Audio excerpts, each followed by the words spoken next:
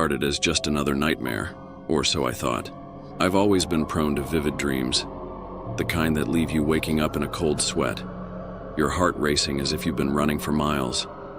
But nothing could have prepared me for the terror that awaited me that night. It was late, probably around 2 a.m., when I first felt it. The sensation of something heavy pressing down on my chest. My eyes snapped open, but my room was pitch black, the only sound the faint hum of the ceiling fan above. I tried to move, but my limbs felt like they were encased in concrete. I was paralyzed, helpless to do anything but lie there, my breath coming in shallow gasps. Sleep paralysis, I thought, trying to calm the rising panic. I had read about it before. Just your mind playing tricks on you, right? But even as I tried to rationalize it, icy fear crept in, wrapping around my heart. And then I saw it. At first, it was just a shadow in the corner of my room, a dark figure standing just beyond the edge of my vision. My eyes strained to make it out, but the darkness clung to it, refusing to reveal its true form. But I knew it was watching me. I could feel its cold, unblinking gaze, fixed on me with an intensity that made my skin crawl. I wanted to scream, to thrash against the invisible bonds holding me down, but I couldn't. All I could do was lie there, my eyes wide with terror as the figure began to move. Suddenly it stopped, and the room was filled with a deafening silence. I could hear my heart pounding in my ears, but nothing else. No creaking of the floorboards, no rustle of clothing, just the silence, pressing in on me from all sides. It felt like the world had paused, holding its breath as the figure loomed over me. Then, just as suddenly, it began to speak, not with words, but with a voice that resonated deep within my mind, a voice filled with malice, dripping with the promise of unimaginable horror. "You belong to me now." You belong to me now. The words echoed in my mind, a cold, final declaration that sent waves of fear coursing through my body. I wanted to fight back, to scream that it wasn't true, but I was powerless, trapped in my own body as the figure reached out with one long, bony hand. The moment its fingers touched my skin, I was plunged into darkness. The world around me disappeared, swallowed by an abyss so deep and vast that I felt like I was falling forever. My mind reeled, struggling to comprehend what was happening, but there was no escape. I was trapped in that darkness, alone with the figure that had claimed me.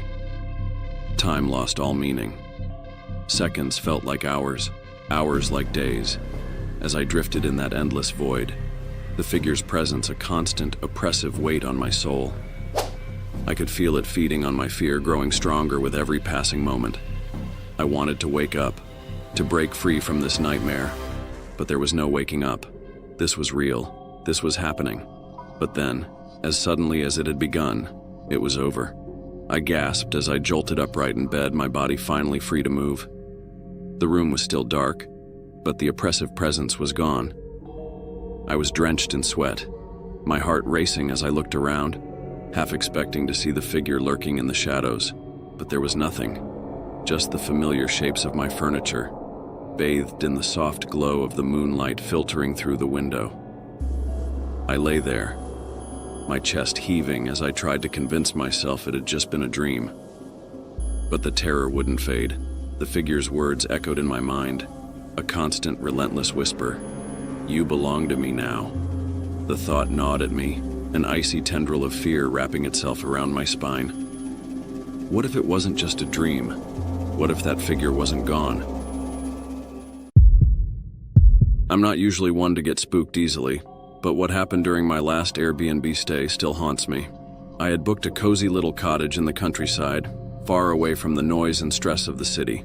I was looking forward to a peaceful weekend, just me, a few books and some fresh air. But what I experienced was anything but peaceful. The place looked perfect in the photos, an old-fashioned stone cottage, nestled in a small forest clearing, with a charming little garden out front. The reviews were glowing, praising the solitude and the serene surroundings. It seemed like the ideal escape. Little did I know, I was about to walk into a nightmare. I arrived late in the afternoon, just as the sun was beginning to set. The host had left the keys in a lockbox by the front door, so I let myself in. The cottage was exactly as described, quaint, rustic, and filled with old-world charm. The wooden floors creaked underfoot, and the scent of pine filled the air. I felt a wave of relaxation wash over me, happy to leave my worries behind. But as the evening wore on, the atmosphere started to change. I had just finished unpacking when I noticed something odd. The temperature inside the cottage had dropped significantly. It wasn't just a slight chill, it was freezing. I checked the thermostat, but it was set to a normal temperature. I even turned it up a few degrees, but the cold persisted. Strange, I thought, but maybe it's just an old building thing. I decided to light a fire in the fireplace to warm the place up. I found some logs by the hearth and got the fire going, hoping that would solve the problem. As I sat down on the couch enjoying the crackling flames, I heard it, a soft rhythmic thumping sound coming from upstairs. At first I thought it might be an animal on the roof or something outside, but the sound was too consistent, too deliberate. It was like someone was pacing back and forth in the room above me. I froze, listening intently, my heart starting to race. Could it be the wind? Maybe something in the old house shifting?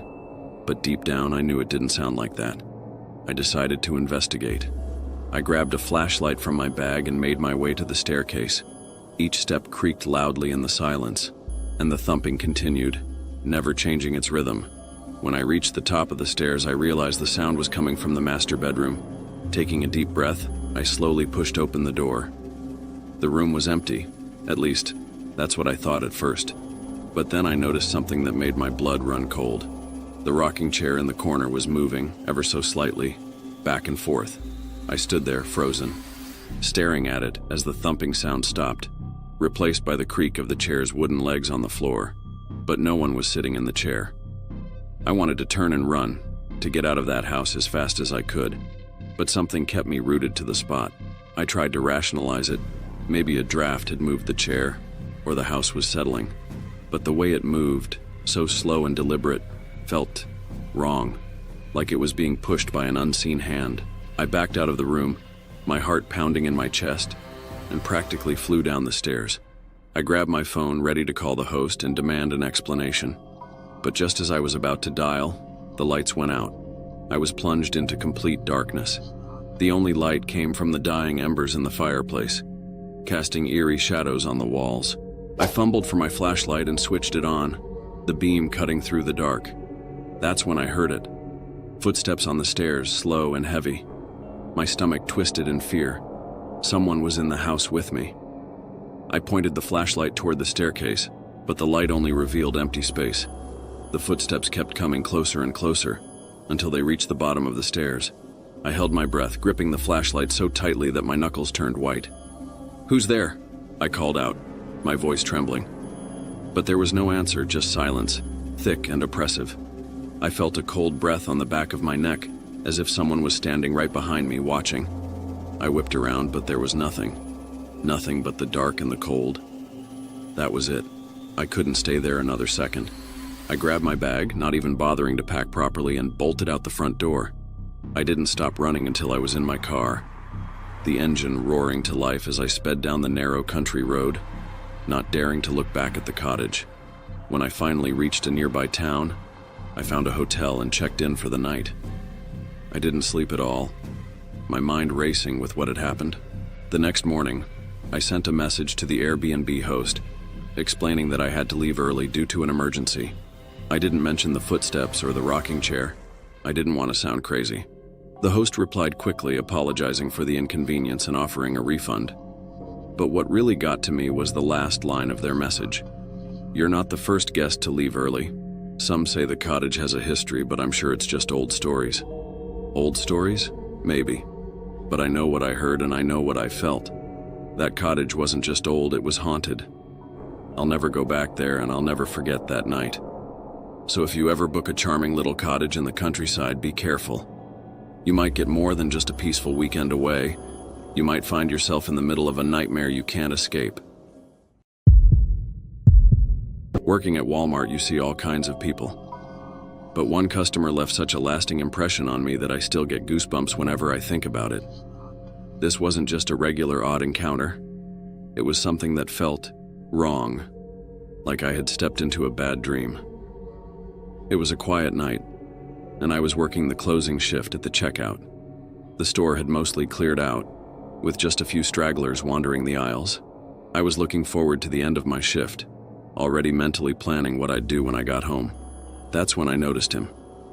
A man slowly walking down the main aisle, heading straight toward me.